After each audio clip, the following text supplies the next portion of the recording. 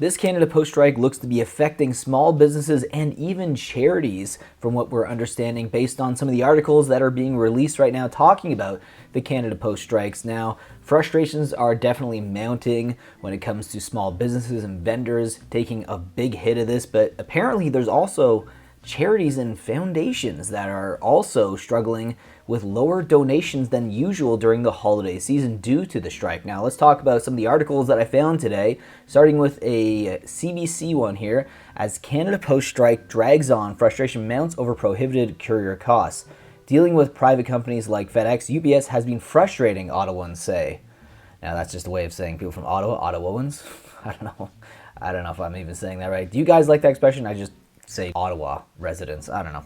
But it's a nice way to shorten that. With the Canada Post strike now in its fourth week, some Canadians say they've been frustrated with major courier companies like FedEx, UPS, and Purolator that they've turned to as alternatives.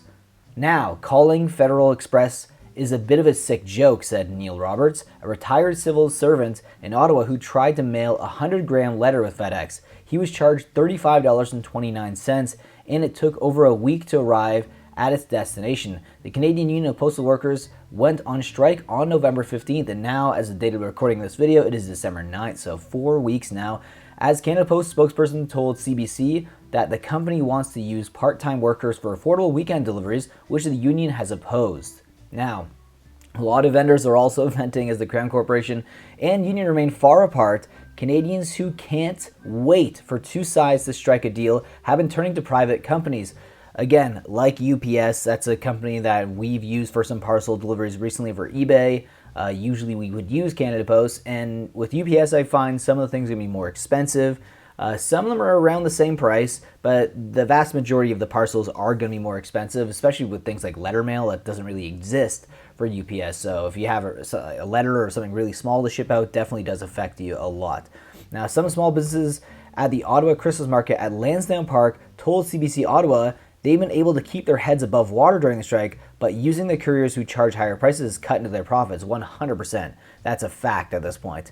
We haven't changed our costs online to reflect the higher changes, so possibly down the road it could affect the cost of our products if it keeps going on, for sure. But we like to maintain that price and make it fair for everyone. Now, another interesting development here. I saw this article and I had to talk about this one. This one's very interesting.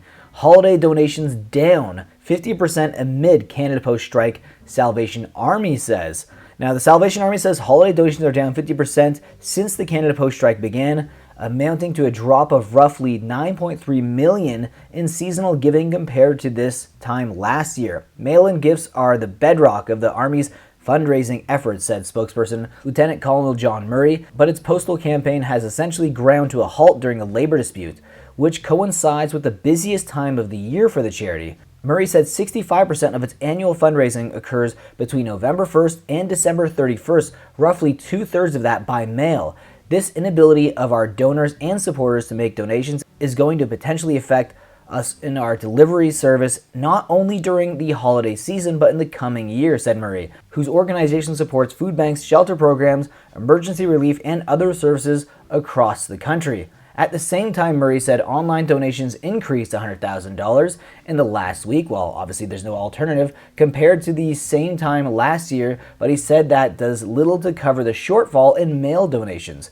People continue to give in person by slipping cash into the Army's distinctive red Christmas kettles, but as of Thursday, Murray said the campaign was down by a third, or $2 million compared to the same time last year. Now, this is no surprise. There's a lot of people who, I don't want to say it's like an age thing specifically, but a lot of older residents, they prefer to do everything by mail, especially letter mail. And when you have things like donating online, while it is effective, as you can see here, it's actually went up. A lot of these people are like learning how to do this for the first time, which is why the donations are probably up online at this point compared to obviously being halted in the letter mail department. Now I want to go over some comments in my last video yesterday that I found interesting, so bear with me here. If you guys want to get your comments read in the next video, please leave a comment in this one, and the next time we do another Canada Post video, your comment might actually show up. So here we go. I think it is a ruse to keep T in power, hence why they aren't intervening. I think they mean Trudeau by T. Plus it is another COVID to ruin and destroy small businesses. They just aren't forcing masks and jabs anymore. I have a passport stuck in Canada Post. If I don't receive it soon, I will be out $4,000 for a trip that is already booked and paid. Yikes, yeah, passports is something I didn't even think about because luckily I think I got my passport done 3-4 years ago and it was a 10-year one. So I always suggest if you're gonna get a passport done, they give you the 5-year option or the 10-year. Always go for the 10-year because you never know. It's better to just pay the bit extra to do the longer period of time before you have to renew it or get a new one. That is brutal though. Oh, that is horrible. CP, as in Canada Post, is so selfish. Don't wait for the government. They don't give a damn about small businesses. Just like the pandemic when they forced small businesses to close but let the big box stores stay open.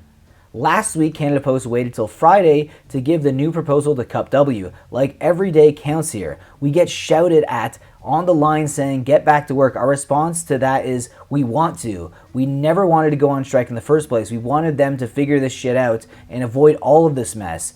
Yet, here we are, definitely didn't see it going longer than 2 weeks. I swear this way more messed up than anyone expected it to become. I'm scared it's all just going to shoot us in the foot like they are reinventing the whole thing.